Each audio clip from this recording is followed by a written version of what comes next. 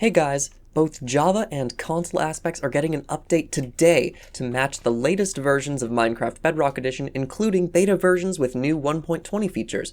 So this video is just going to be a very quick run through of all the features because I've got 2 packs to cover plus a bunch of companion packs, so we gotta go a little quick today.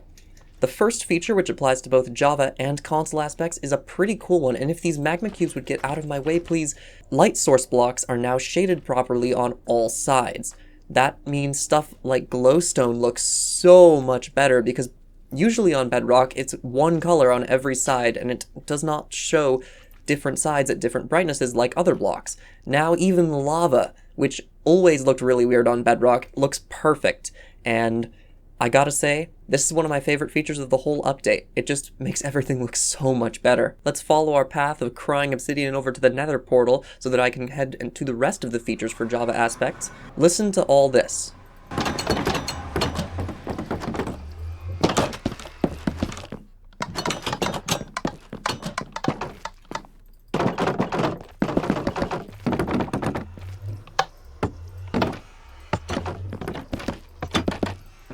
You have no idea how happy all that makes me. Every single trapdoor, fence gate, door, pressure plate, button, and lever on Minecraft Bedrock now has unique sounds that match Java Edition and Console Edition. This is for both aspects packs. One more thing that applies to both aspects packs, grass side colors now transition smoothly between biomes. This is a really cool feature from Zhu Chenyinfei, the creator of Multipixel. So usually on Bedrock they just kind of cut off randomly on the border of the biome, but now you get a nice smooth transition just like the top. Lily pads now use big drip leaf sounds when you break them. I can't make it play when you place them, but hey, it sounds better than dry grass. Seagrass is now a little bit taller. You can see that it actually pokes out of the water just like Java now, which is really cool. Following our little path of glowstone here, you may be able to see that it seems a mushroom has triggered our Vex spawner.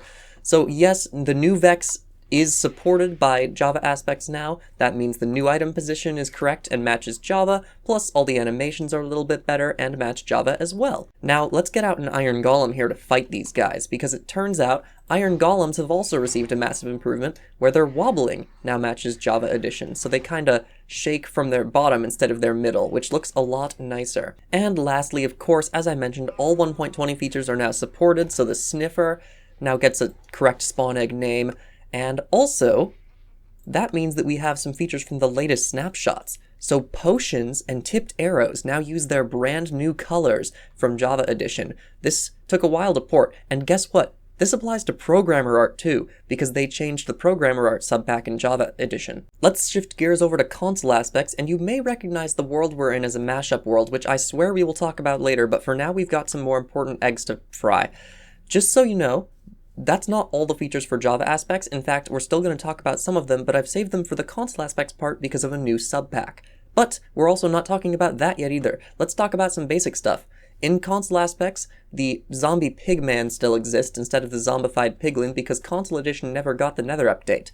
That has also been added for the Vex now. You have the old Vex when you're using console aspects instead of the new one because, again, console edition never gets updates anymore. I wonder if that's gonna mean anything later. That also means we have the old spawn polar bear texture and the old potion textures instead of the updated ones from the snapshot. And the enchantment glint is super, super bright if you notice on this armor stand.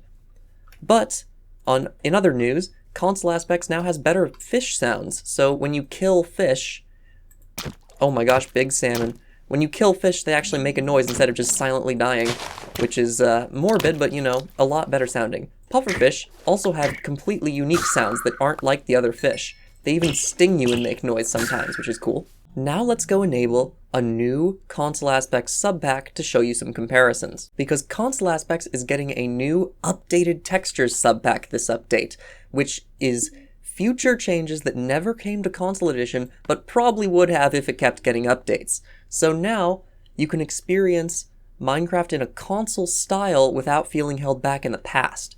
So look, we have the console style fog that gets very dense early on, but we also, and like no random rotation and everything, but we also have zombified piglins and new Vex, and new polar bear spawn eggs and emerald blocks and nether bricks and all that other stuff. We also get new potion colors You get a much subtler enchantment glint. This is a new feature in Java aspects that also came over to console aspects this update.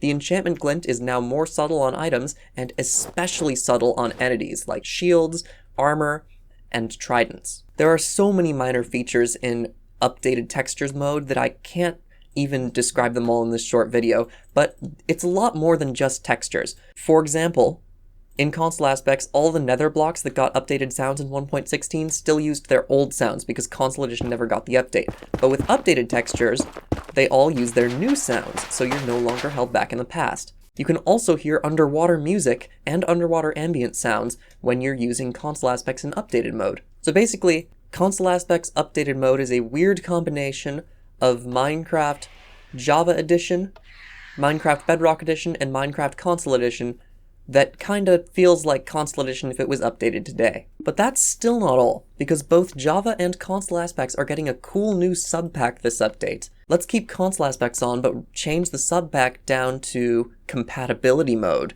which removes texture and model changes that cause issues with other texture packs. So if we throw on something like, I don't know, maybe the Skyrim texture pack, we can see that Java aspects is now fully compatible with it. Previously, if you tried to use a different resource pack with aspects, you would get all the item icons looking normal, and the XP bar wouldn't change, and a lot of other things would just not look right at all. But now, with this new update and compatibility mode, you can get stuff like the corrected hand position in first person and new animations and correct models. But you can also have, a Skyrim texture pack, or any texture pack really, any texture pack from the marketplace or from online, like Faithful, all work perfectly with this new mode. And guess what? Some of the shading features even get applied on blocks from these other texture packs. I don't know what anything looks like in Skyrim, it turns out, so I need to find glowstone, but as you can see, glowstone is still shaded even though we've used this weird new subpack. And the same is true for Java aspects. This mode is great if you wanted to do like a battle or glide minigame recreation, because when you glide, you can still get the custom animations, but now you have properly applied texture packs. And speaking of minigames, minigame modes is getting an update too, and this update is adding a new subpack, dynamic music.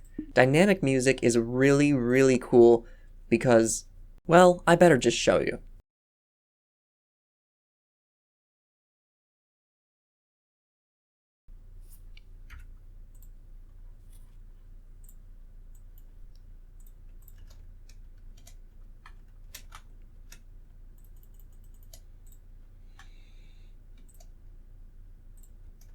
Let's throw on our elytra here and then start gliding at speed. Whoa, do you hear that? Music just started playing automatically when we started gliding, and let's stop. Oh, it's gone. And now we're back to normal Minecraft music. And let's start again. Oh my gosh, how cool is this?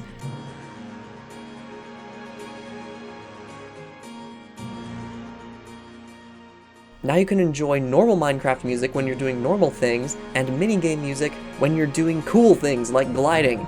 And the other minigame musics also play in certain situations. The battle music from the city texture pack plays when you're fighting the Ender Dragon, the battle music with the vanilla texture pack plays when you're just exploring the end, and the tumble music plays when you're in Soul Sand Valleys, because only the amount of ghasts that spawn there can match the complete insanity of a tumble match with fireworks. And as usual, minigame modes is compatible with any music player resource pack, and you can play all the minigame songs through the music player in-game.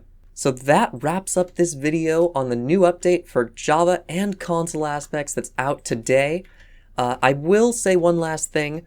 Console shading is no longer supported as of this update because the creator of the console graphics pack, Mark Jones, which I originally based the console shading pack on, does not want me to use his pack anymore. So that pack has been deleted and will not be updated anymore. Features that I made for console aspects have been merged with the main pack, like grass changes, because I just basically redid everything that was in that pack, so why would I not use my own features? But features like the gamma overlay are no longer available. Anyway, that is the end of this video, and please go download aspects, let me know how it is, and I will see you later.